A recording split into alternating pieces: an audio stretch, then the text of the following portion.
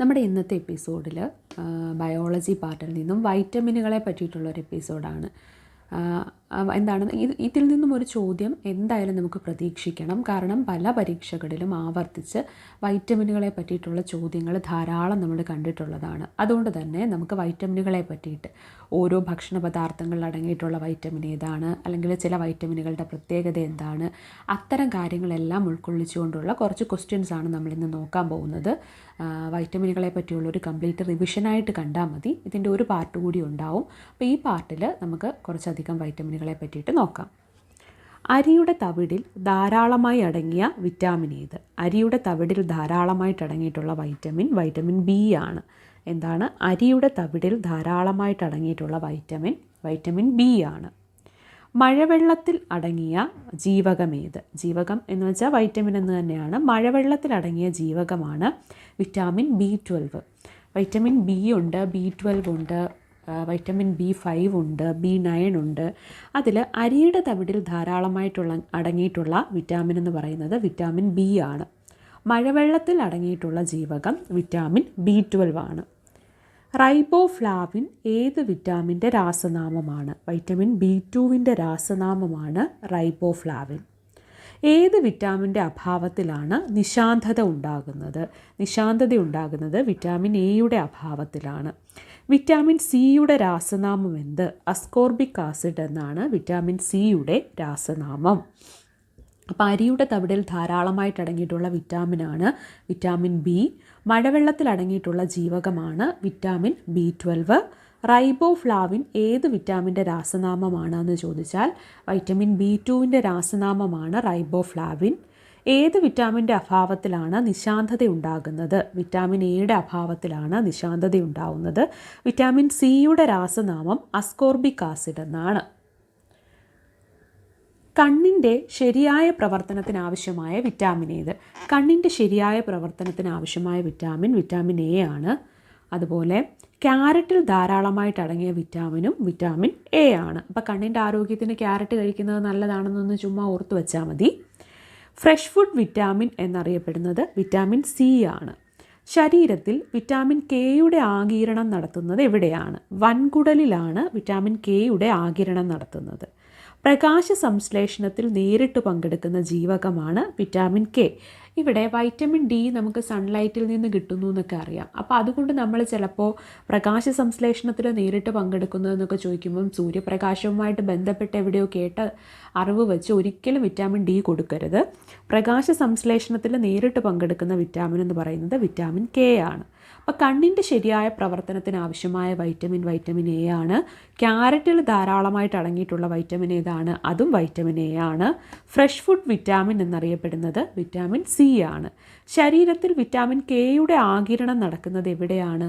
വൻകുടലിലാണ് ശരീരത്തിൽ വിറ്റാമിൻ കെയുടെ ആഗിരണം നടക്കുന്നത്.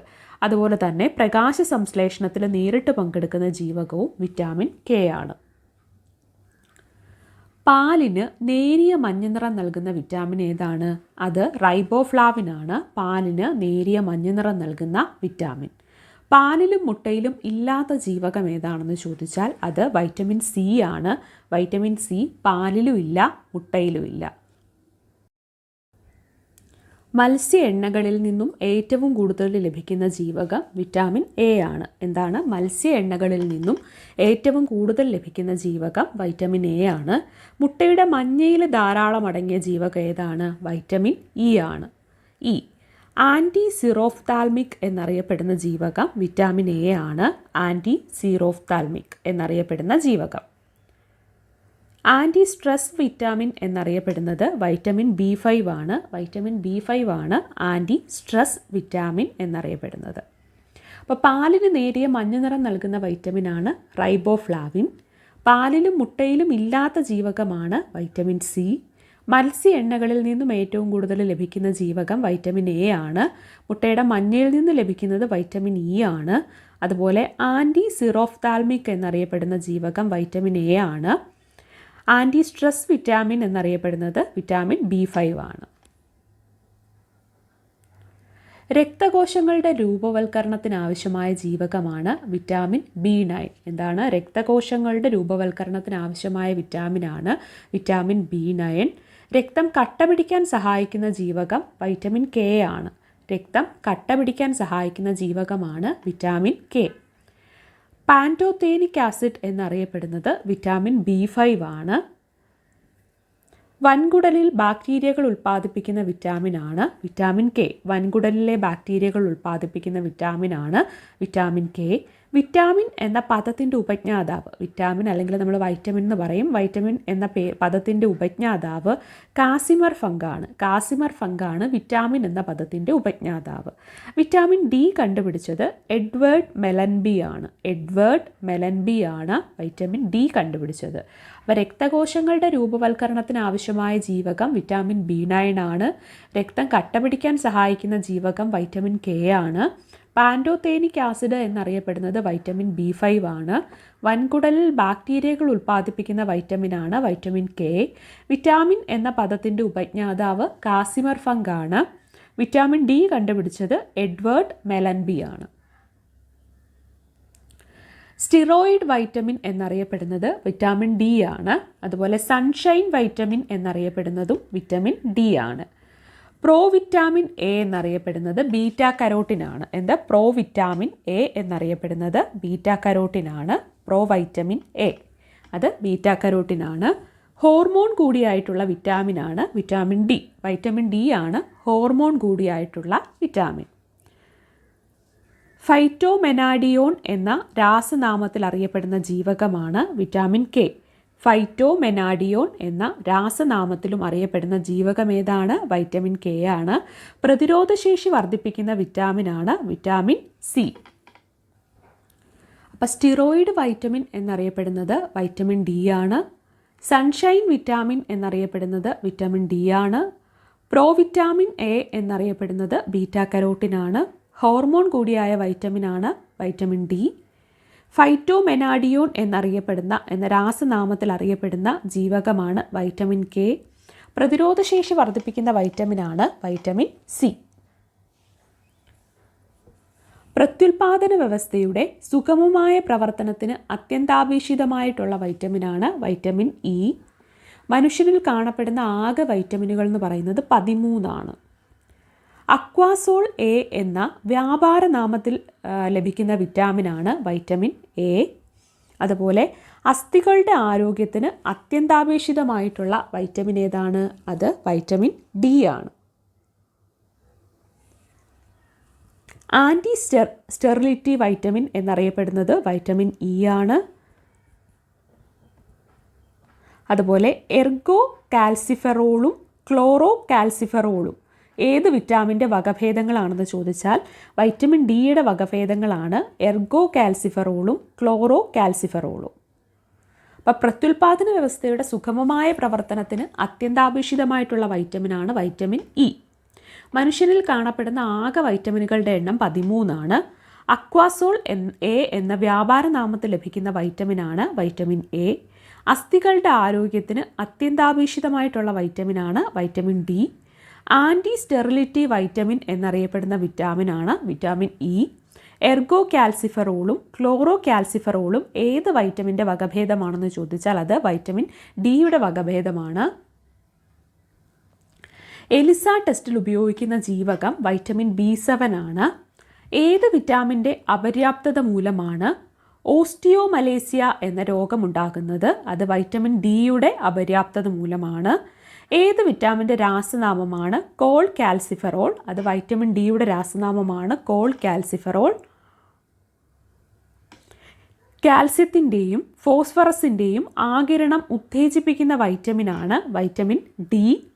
ക്യാരറ്റിൽ ധാരാളമുള്ള ബീറ്റാ കരോട്ടിൻ എവിടെ വെച്ചാണ് വിറ്റാമിൻ എ ആയിട്ട് മാറുന്നത് എന്ന് ചോദിച്ചാൽ അത് കരളിൽ വെച്ചാണ്. നമ്മൾ ക്യാരറ്റിൽ നിന്ന് ലഭിക്കുന്നത് വൈറ്റമിൻ എ ആണെന്ന് പറഞ്ഞിരുന്നു. അപ്പോൾ ക്യാരറ്റിൽ ധാരാളമായിട്ടുള്ള ബീറ്റാ കരോട്ടിൻ കരളിൽ വെച്ചാണ് വൈറ്റമിൻ എ ആയിട്ട് മാറുന്നത്. കരോട്ടിനുകളിൽ അടങ്ങിയിട്ടുള്ള വിറ്റാമിൻ ഏതാണ്? കരോട്ടിനുകളിൽ അടങ്ങിയിട്ടുള്ള വിറ്റാമിൻ എ ആണ്. സംരക്ഷണ ആഹാരം എന്നറിയപ്പെടുന്നത് വൈറ്റമിനുകളും ധാതുക്കളുമാണ്. കൊഴുപ്പ് ദഹിച്ച് ഉണ്ടാകുന്നത് എന്താ? ഫാറ്റി ആസിഡും ഗ്ലിസറോളുമാണ്. പ്രോട്ടീനുകൾ ദഹിച്ചാൽ ഉണ്ടാകുന്നത് അമിനോ ആസിഡാണ്. കൊഴുപ്പ് ദഹിച്ച് ഫാറ്റി ആസിഡും ഗ്ലിസറോളുമാണ് ഉണ്ടാകുന്നത്. രോഗപ്രതിരോധത്തിന് ആവശ്യമായിട്ടുള്ള വിറ്റാമിനാണ് വിറ്റാമിൻ സി. വേവിച്ചാൽ നഷ്ടമാകുന്ന വൈറ്റമിനും വൈറ്റമിൻ സി ആണ്. ഗർഭകാലങ്ങളിൽ സപ്ലിമെൻ്റായിട്ട് നൽകുന്ന വൈറ്റമിനാണ് വിറ്റാമിൻ B9. അപ്പോൾ സംരക്ഷണ ആഹാരം എന്നറിയപ്പെടുന്നത് വൈറ്റമിനുകളും ധാതുക്കളുമാണ്. കൊഴുപ്പ് ദഹിച്ചുണ്ടാകുന്നത് ഫാറ്റി ആസിഡും ഗ്ലിസറോളുമാണ്. പ്രോട്ടീനുകൾ ദഹിച്ചാൽ അമിനോ ആസിഡാണ് ഉണ്ടാകുന്നത്. രോഗപ്രതിരോധത്തിന് ആവശ്യമായതും വേവിച്ചാൽ നഷ്ടമാകുന്നതും വൈറ്റമിൻ സി ആണ്. ഗർഭകാലങ്ങളിൽ സപ്ലിമെൻ്റായിട്ട് നൽകുന്ന വൈറ്റമിനാണ് വൈറ്റമിൻ B9. മദ്യപാനികളിൽ ഏത് വൈറ്റമിൻ്റെ അഭാവമാണ് കാണപ്പെടുന്നതെന്ന് ചോദിച്ചാൽ വൈറ്റമിൻ B1ൻ്റെ അഭാവമാണ് മദ്യപാനികളിൽ കാണുന്നത്. പാലിൽ അടങ്ങിയിട്ടുള്ള മാംസ്യമാണ് കേസിൻ. മുറിവിലെ രക്തം കട്ട പിടിക്കാൻ സഹായിക്കുന്ന വൈറ്റമിനാണ് വൈറ്റമിൻ കെ. ഏത് വൈറ്റമിൻ്റെ കുറവ് മൂലമാണ് കണ രോഗം ഉണ്ടാകുന്നത്? അത് വൈറ്റമിൻ ഡിയുടെ കുറവ് മൂലമാണ് കണ എന്ന രോഗം ഉണ്ടാകുന്നത്. വൈറ്റമിൻ B9ൻ്റെ അപര്യാപ്തത കാരണം ഉണ്ടാകുന്ന രോഗമാണ് മെഗലോബ്ലാസ്റ്റിക് അനീമിയ. എന്താണ്? വൈറ്റമിൻ B9ൻ്റെ അപര്യാപ്തത മൂലമുണ്ടാകുന്ന രോഗമാണ് മെഗലോബ്ലാസ്റ്റിക് അനീമിയ. വൈറ്റമിൻ B3യുടെ അപര്യാപ്തത മൂലം ഉണ്ടാകുന്ന രോഗമാണ് പെല്ലാഗ്ര. വൈറ്റമിൻ B3യുടെ അപര്യാപ്തത മൂലം ഉണ്ടാകുന്ന രോഗം ഏതാണ്? Pellagra. Catherine Scott bishop, Herbert M Evans എന്നിവർ കണ്ടെത്തിയ വൈറ്റമിനാണ് വൈറ്റമിൻ ഇ. വിറ്റാമിൻ B3യുടെ അപര്യാപ്തത മൂലം ഉണ്ടാകുന്ന രോഗം ഏതാണ്? പെല്ലാഗ്ര. ജനന സമയത്ത് കുഞ്ഞുങ്ങൾക്ക് നൽകുന്ന വൈറ്റമിനാണ് വൈറ്റമിൻ കെ.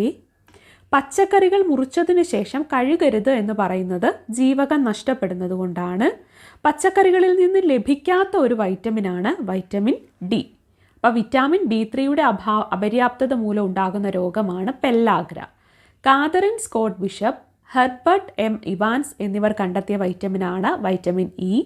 ജനന സമയത്ത് കുഞ്ഞുങ്ങൾക്ക് നൽകുന്ന വൈറ്റമിനാണ് ഇത്? Vitamin K.